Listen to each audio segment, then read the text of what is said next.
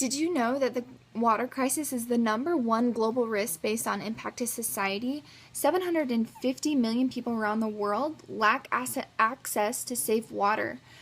That's approximately 1 in 9 people. More than twice the population of the United States lives without access to safe drinking water, and 82% of those people who lack access to improved water live in rural areas, and 18% live in urban areas. For this part of our project, we wanted to put together an educational segment so that we could help educate those people that are living in impoverished countries. In our case, we're focusing on Africa. We want to educate them as to how they can purify some of the water for drinking. There's so many parasites and diseases and even diarrhea that come from unclean and unsafe drinking water. So I am going to just quickly go through a couple of methods that we have come up with to purify drinking water if you do not have tablets or access to purification filters. So the #1 method or way of cleaning water may be very obvious to us, but those in foreign countries might not know that boiling water is actually a very efficient way of cleaning water. So what you're going to do is you're going to place water into a dish, any kind of fireproof container that you have, and you're going to boil it for 1 to 3 minutes. This is going to highly reduce the risk of you catching some bacterial infection, some kind of parasite. It will oftentimes kill all the living organisms in the water. So what you're going to do is you're going to boil it for 1 to 3 minutes or 5 to 10 minutes, just depending on how dirty the water is.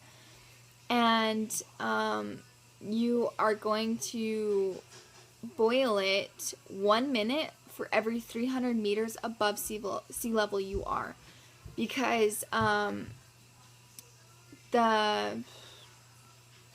the altitude affects how fast water is boiled. So you need to make sure that you do that math and make sure that you boil it for long enough, because if you just boil it for a couple of minutes and you're at the wrong...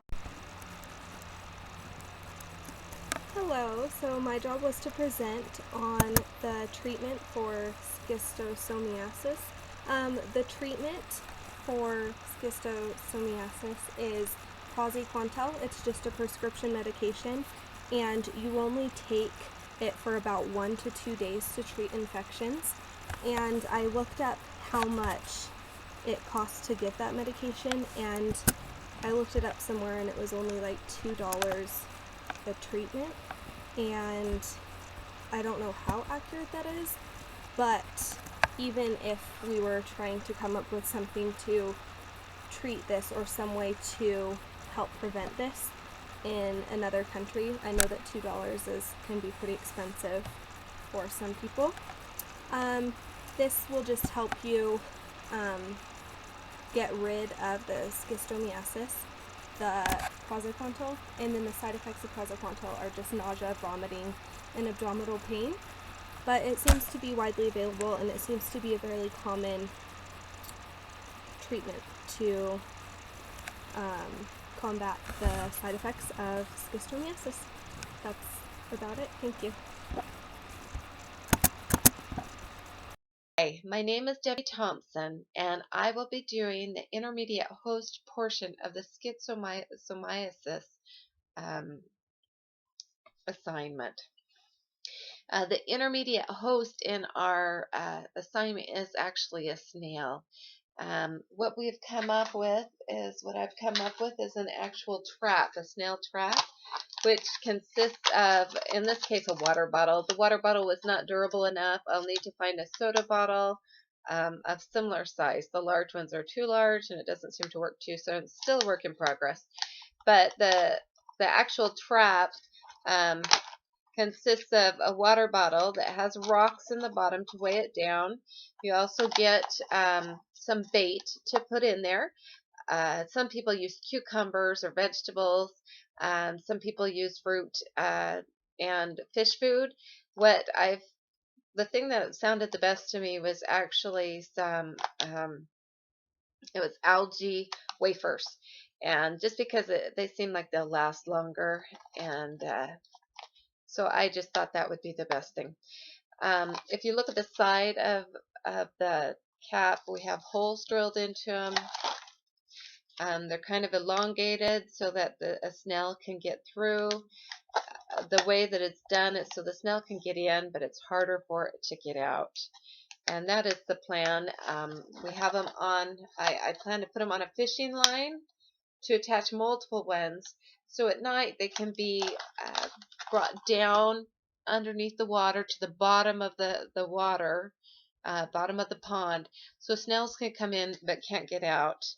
And that is the plan with this portion.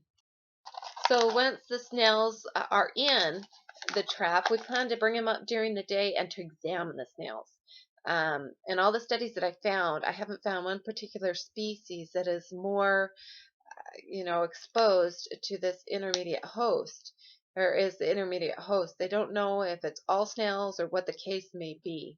So I'd like to study and determine which ones are the intermediate hosts.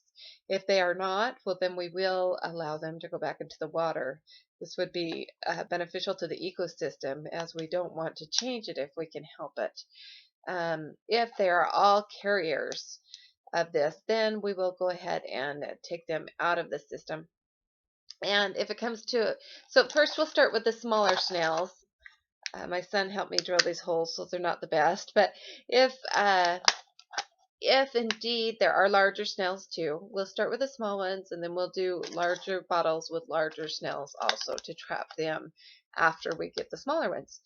And like I say, if all of them end up being bad snails or carriers of the schistosomiasis in the cycle, then we'll remove those and introduce into the pond or the area there a pufferfish. Probably the one I'm looking at is a dwarf pufferfish.